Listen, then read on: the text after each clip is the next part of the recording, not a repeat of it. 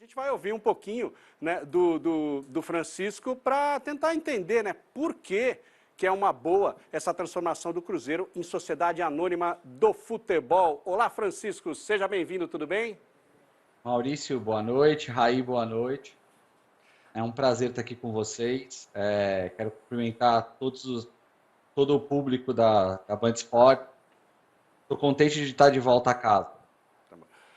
Francisco Mansur, é para o torcedor cruzeirense ficar feliz com essa notícia? Porque assim, receber, de repente, olha, cruzeirense, tem um dono agora, e esse dono do seu clube é o Ronaldo. Explica para a gente por que pode ser uma boa e significar uma virada na história recente do Cruzeiro, que é muito sofrida. Maurício, o Cruzeiro vinha numa situação muito complicada. Uma dívida muito alta. E só no momento que já constituiu a SAF, ele já conquistou a possibilidade de criar nas ações cíveis e trabalhistas, criar um regime centralizado que poderia fazer com que eles estabelecessem um plano para pagar essa dívida de 1 bilhão em 10 anos. Isso já dá um belo de um alívio, porque enquanto esse plano estiver sendo pago, não tem mais penhora. Então, você vende um jogador, vem logo o credor e penhora os valores. Isso o Cruzeiro vai conseguir, enquanto estiver pagando o plano direitinho, vai conseguir evitar, dar um alívio de caixa. O mais importante é que o Cruzeiro passa a ter uma estrutura eminentemente profissional, vai ser dirigido por uma empresa, recebeu para constituir a SAF a consultoria de uma grande consultoria e empresa financeira, que é a XP, que eu não trabalho nesse caso, mas deve ter mapeado a questão das dívidas, deve ter criado um plano sólido de pagamento. O que eu acho muito importante dizer hoje é que não é tão relevante quanto que a empresa do Ronaldo pagou para o Cruzeiro Associação para comprar esse 90% das ações. Mas sim qual é o plano de investimento dessa empresa no futebol do Cruzeiro nos próximos anos. Quanto que o gerente de futebol do Cruzeiro, que é o Alexandre Matos, vai receber no primeiro ano como orçamento para montar um time na tentativa de voltar à Série A.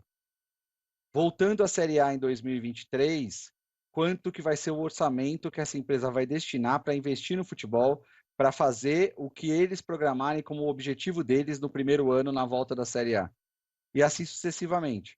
Esse é o valor que o torcedor cruzeirense tem que procurar saber, tem que cobrar. Quanto que vai ser investido no futebol? Porque esse dinheiro que foi pago para a associação, ele vai ser pago para amortizar a dívida, ele pode até ser revertido em parte para o investimento no futebol, mas ele vai ser pago para melhorar o equipamento do associado do Cruzeiro. E a gente sabe que a grandíssima maioria dos torcedores do Cruzeiro não são necessariamente associados do clube.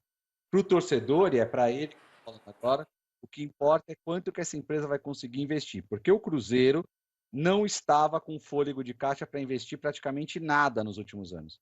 E agora o Cruzeiro vai ter, com essa possibilidade de levar as dívidas para o plano de pagamento de 10 anos e o aporte que o investidor vai fazer no orçamento do clube, um fôlego para investir em futebol e tentar voltar para o lugar do qual o Cruzeiro nunca devia ter saído, um clube gigante do futebol brasileiro. Mansur, uma dúvida, essa dívida de 1 bilhão, ela foi transferida para a SA e esses 400 milhões, eles entram para os associados do clube, que agora não tem mais o futebol profissional, mas tem a piscina, a bocha, o restaurante, os eventos.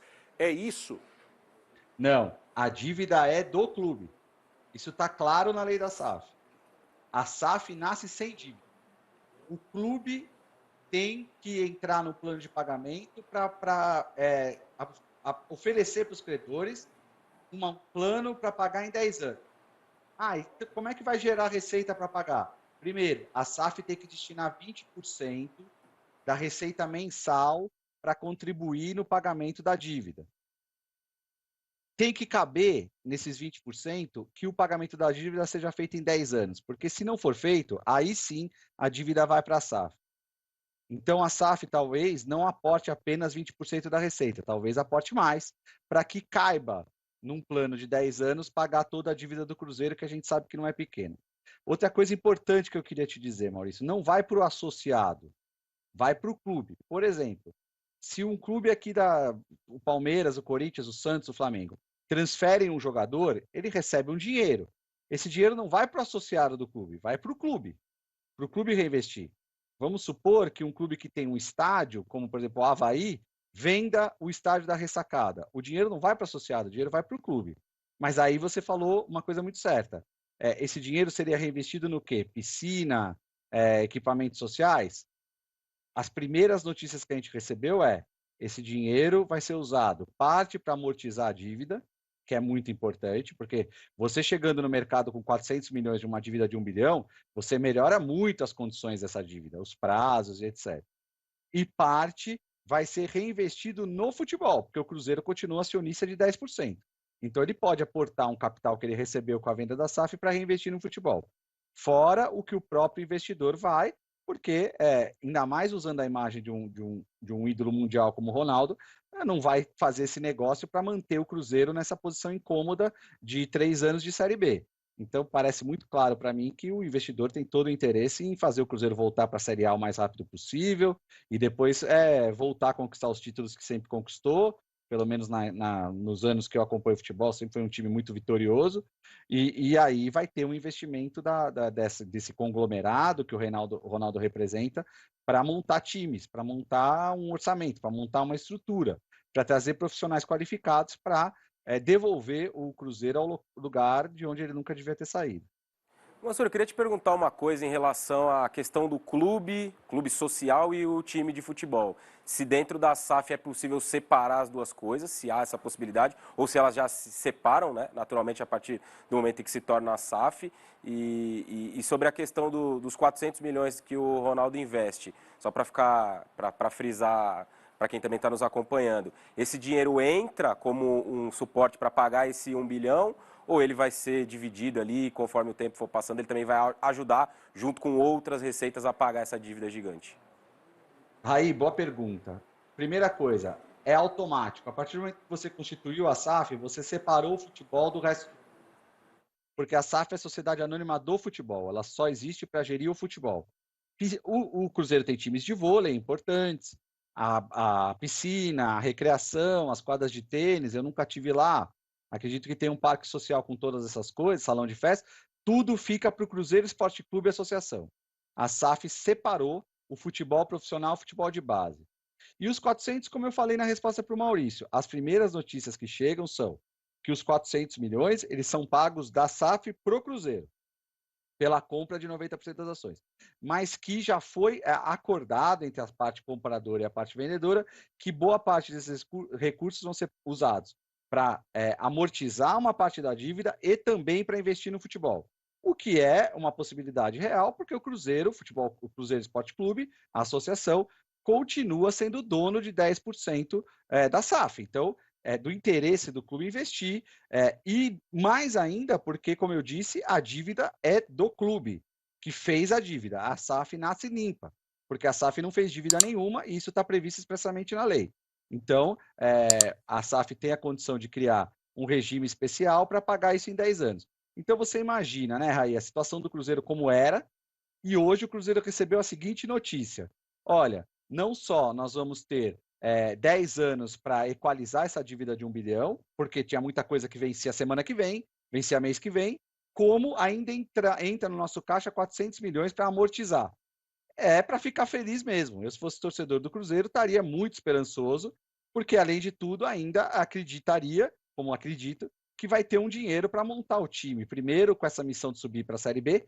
Aliás, até já começou a ser usado o dinheiro, a gente já viu que o Cruzeiro fez uma lista interessante de reforços, pensando já no Campeonato Mineiro, na Série B, nas competições que ele tem, Copa do Brasil, nas competições que ele tem esse ano. Então, acho que aí já era um entendimento avançado com o investidor de já montar esse time. Então, eu, se fosse torcedor do Cruzeiro, estaria muito feliz. Estou muito feliz como um dos idealizadores da lei da SAF, por ver que a SAF está se tornando uma realidade.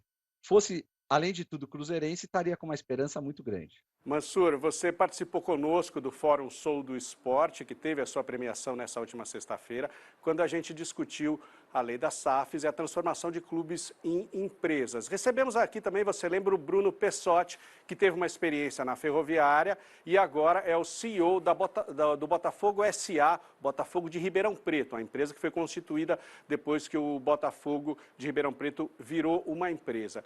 E ele dizia que uma das principais dificuldades é quando o clube se transforma em empresa, mas o clube continua sendo o acionista majoritário, ou seja, o presidente do clube associação ainda é o homem forte do clube empresa. E isso não acaba livrando o clube do principal entrave, que é justamente a interferência de toda a política da associação nas decisões que têm que ser mais técnicas do clube empresa.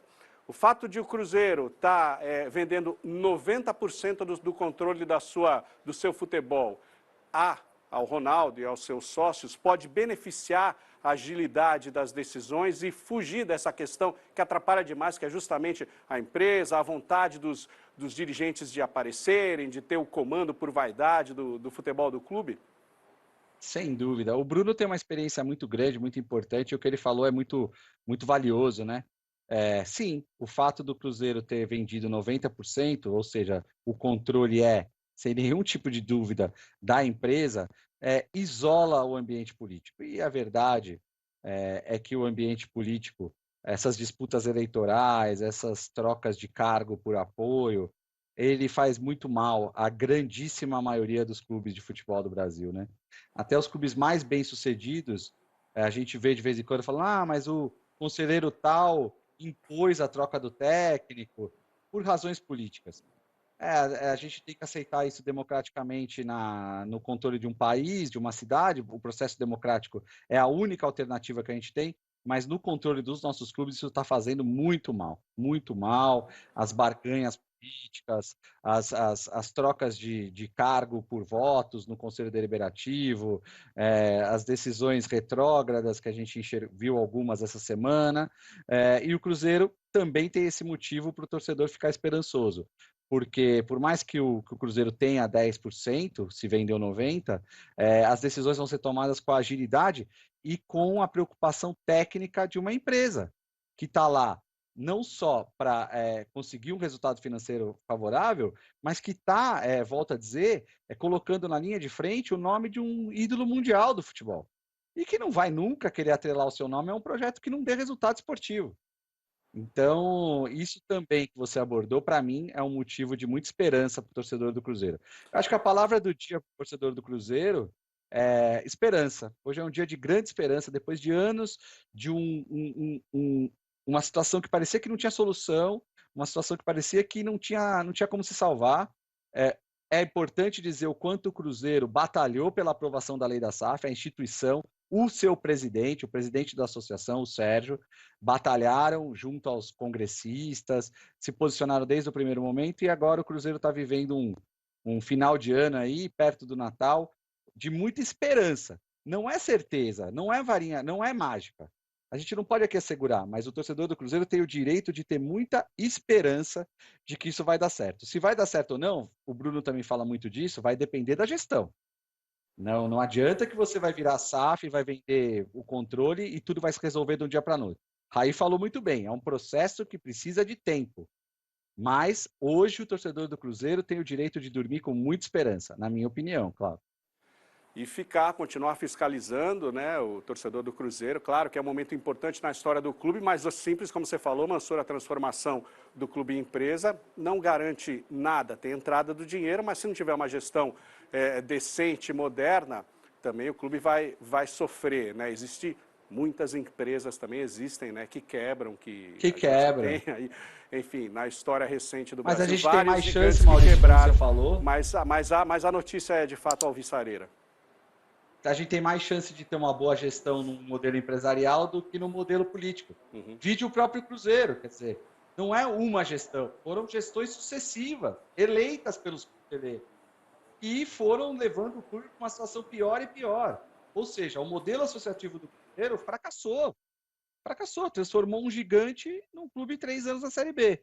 O Cruzeiro tem tudo tem mais chance de voltar a ser gigante agora do que se continuasse com aquele processo político. Você está dizendo muito bem, não é varinha mágica, pode não dar certo, o torcedor tem que ficar em cima, mas o torcedor hoje pode dormir com bastante esperança de um Cruzeiro voltando ao seu lugar histórico.